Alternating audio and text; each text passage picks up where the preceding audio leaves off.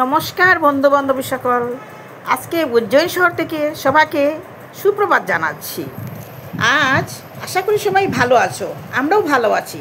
আজ একটা নতুন ভিডিও নিয়ে আপনাদের সামনে হাজির হয়েছি। ভিডিওটা হচ্ছে ওমকারেশ্বর মন্দির। তাই আজ আমরা উজ্জয়ন শহর থেকে যাত্রা আরম্ভ করলাম ওমকারেশ্বর মন্দিরের উদ্দেশ্যে। ওমকারেশ্বর যেতে হলে উজ্জয়ন বা ইন্দোর থেকে ভালো ব্যবস্থা আছে। উজ্জয়ন থেকে বাস ট্যাক্সি নিয়ে যেতে হয়। দূরত্ব প্রায় 140 কিলোমিটার, যেতে সময় লাগবে প্রায় 3 থেকে 4 ঘন্টা। ওমকারেশ্বর 12 জ্যোতির্লিঙ্গের চতুর্থ জ্যোতির্লিঙ্গ, যা ভগবান শিবের নামে উৎসর্গীকৃত। নর্মদা নদীর তীরে অবস্থিত। রাস্তায় যেতে যেতে আমরা কি সুন্দর সুন্দর সিনারিগুলা দেখতে পেলাম।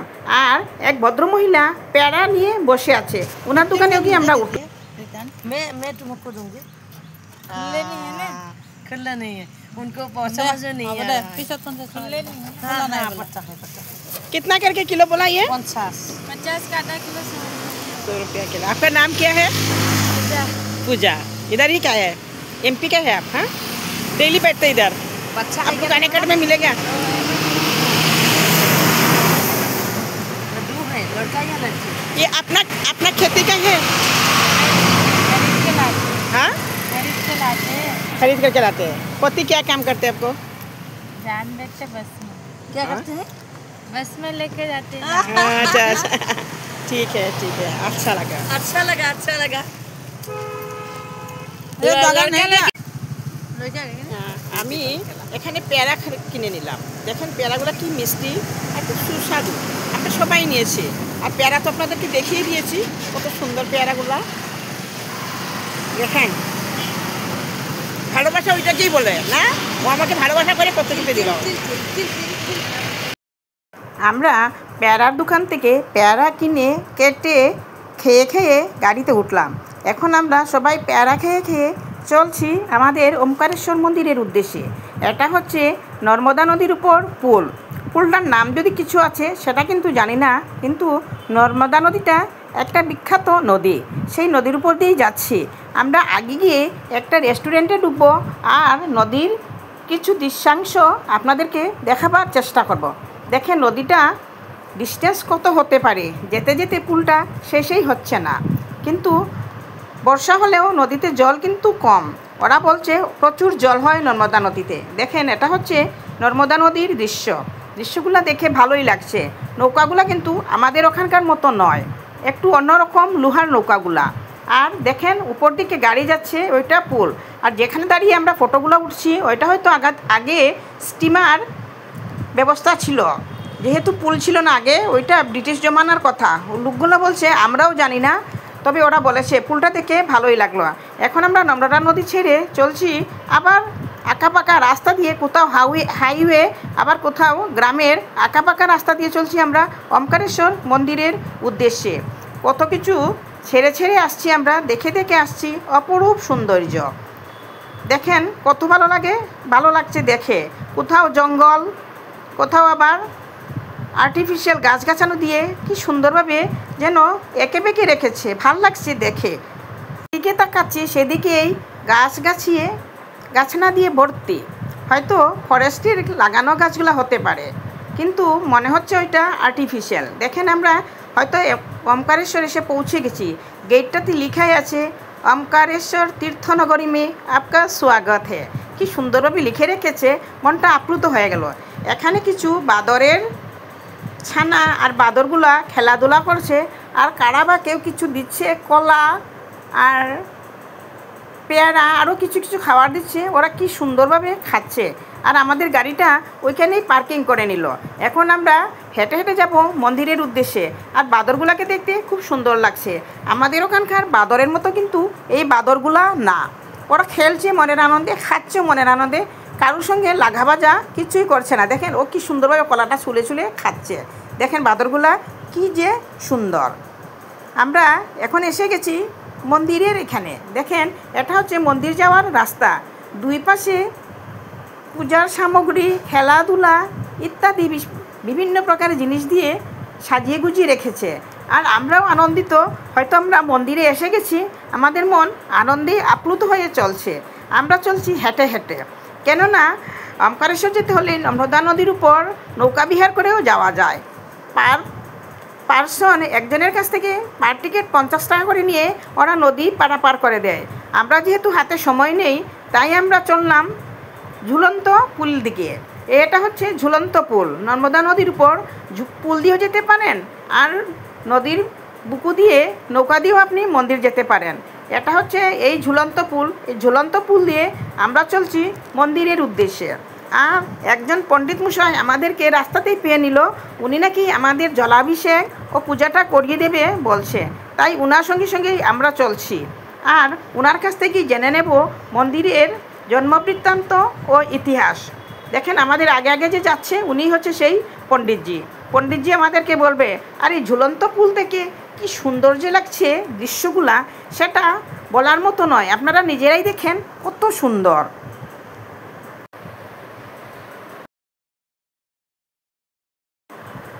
ঝুলন্ত পুল থেকে দুই দিকের সৌন্দর্যটা যেন অপরূপ লাগছে। মন্দিরটাও দেখে ভালো লাগছে, আর ওইদিকে ড্যামটাও দেখে ভালো লাগছে। মধ্যে দিয়ে বয়ে চলছে নর্মদা নদী। দেখেন কি সুন্দর, অপরূপ সুন্দর যাকে বলা হয়। দেখে কত যে ভালো লাগছে বলার মতো নয়। আপনারা এখন পণ্ডিতজির মুখ থেকেই শুনুন মন্দিরের জন্মকথা, ইতিহাস আর সব কিছু বৃত্তান্ত পণ্ডিতজি খুলেই বলবেন। এখন শুনেন পণ্ডিতজির মুখ থেকে।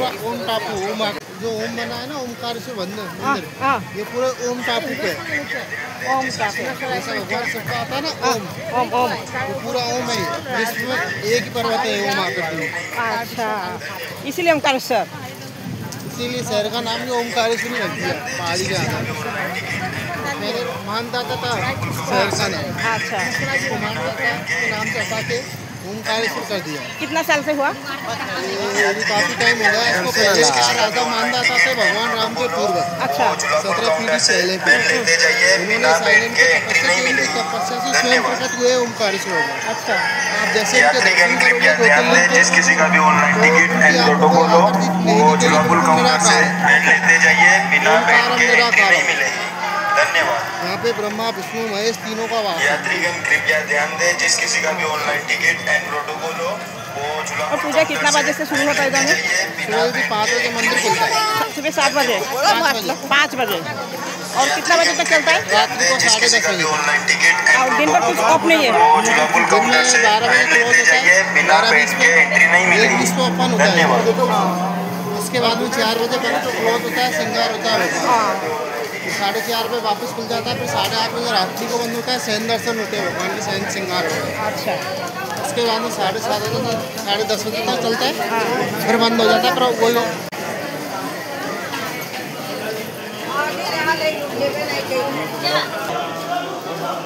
आप बोलिए।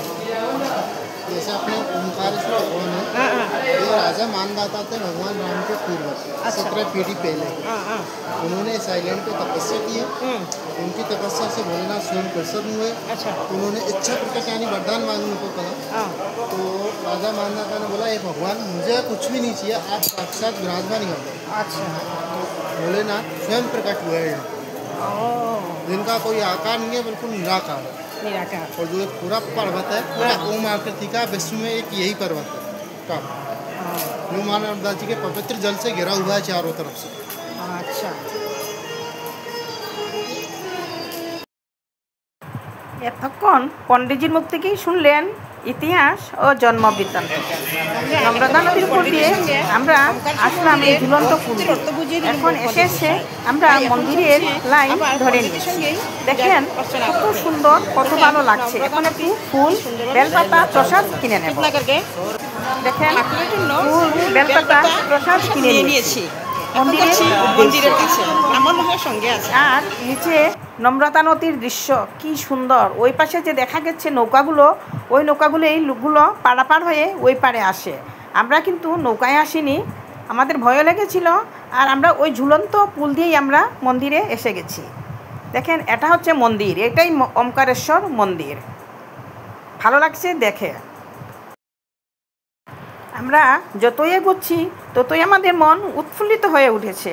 হয়তো আমরা মন্দিরেই এসে গেছি। দেখেন ওমকার পার্বতীশ্বর মহাদেব কি সুন্দরভাবে লিখে রেখে দিয়েছে। আর উনি কি আর আমরা অন্য একটা লাইন দিয়ে আমরা আসছি মন্দিরের ওখানে। ওই দেখেন সামনে নন্দী মহারাজ, বাহ কি সুন্দর, অপূর্ব রূপ সুন্দর। আর ওই সামনেই ওমকারেশ্বর শিবলিঙ্গ। এই যে দেখেন আমাদেরকে পণ্ডিত মহাশয় একটু জল দিল আর সামনে আমাদেরকে জলাভিষেক করতে বলল। এখন আমাদের পণ্ডিত মহারাজের পূজাগুলো শুনি।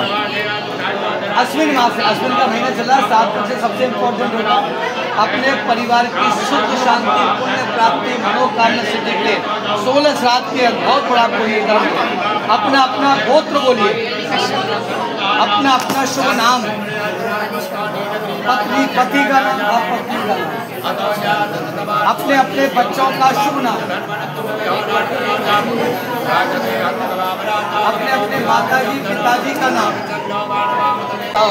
सभी मिलकर बोलेंगे ममः आत्मन, मन से आत्मा से, श्रुति स्मृति सुनने से स्मरण करने से, वेद युक्त प्राण युक्त शास्त्र युक्त फल प्राप्ति अर्थम अस्माकं सह कुटुंब सह परिवार रोग दोष ग्रह पीड़ा निवारणार्थम आयु आरोग्य ऐश्वर्य वृद्धि अर्थम राजद्वारे व्यापारे वाणिज्य व्यवसाय शिक्षा सर्विस लाभार्थम सह परिवार सुख शांति पुण्य प्राप्ति मनोकामना सिद्धि निमित्त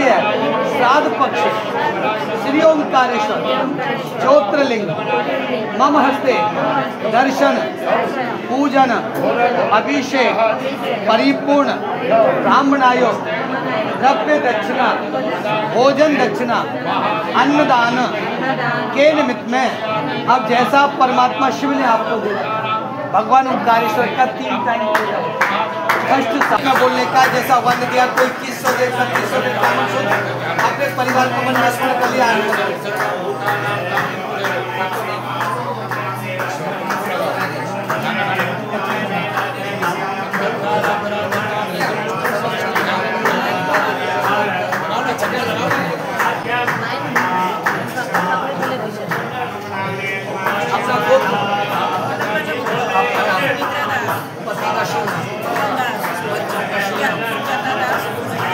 दास परिवार है, सब गाँव दास परिवार से धनवान पुत्रवान कीर्तिवान आयुष्मान सह परिवार सुख शांति समृद्धि का दास में से अन्नदान में खुश होगा। कितने का अन्नदान में जो आपको देना वो अन्नदान। ये बच्चों का कर्म होता है केवल, अपन तो इंसान है जब तो मैं अब क्या करूँ, अपन तो इंसान है। भगवान राम को भी लग गया था, माँ बाप का इतना बड़ा कर्म होता है कि माँ बाप जैसा बोलते सौंपना बच्चों में आता है। राम जी के दशरथ जी के एक कर्म में राम जी को बनवास करा दिया, पूरा महल चढ़ा। फिर राम जी ने अन्नदान करके उस कर्म को इसलिए अन्नदान का महत्व चला है। अन्नदान हम यार मछली खड़े खड़े जाते हैं बोल के छोड़ना, जैसे आपने बोया सबको लोग आपने करो। अन्नदान महादान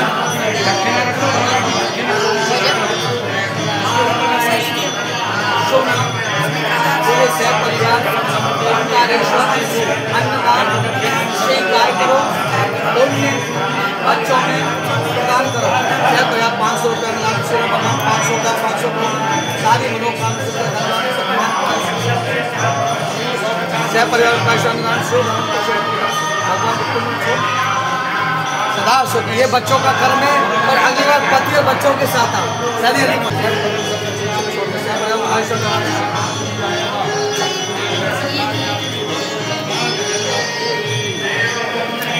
मंत्रार्था सप्ताशंतो पूर्णाशंतो अनुधर्म देवद्वै प्रसादिना सकल कार्यार्थ सिद्ध है तब अवर योगेन कृतिर्मय पुनः पुण्य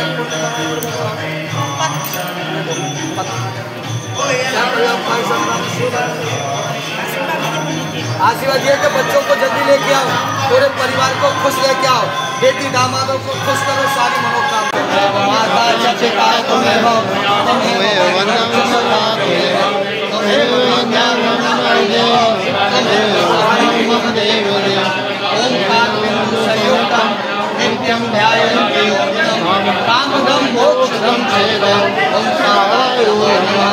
रतं पापं रतं दुःखं रतं दारिद्र्यं आगतां सुख संपत्ति पुण्योऽहं तव दर्शनं मंत्रहीनं क्रियाहीनं भक्तिहीनं श्रेष्ठं यद् पूजितं मया देव परिपूर्णं तदस्तु मे। पापोऽहं पापकर्माहं पापात्मा पापसम्भवं त्राहि मां पापविनाश सर्व पाप हरो मम। मृत्युंजय महादेव त्राहि मां शरणागतं जन्म मृत्यु जन्मादि पीडितं सर्वं हर हर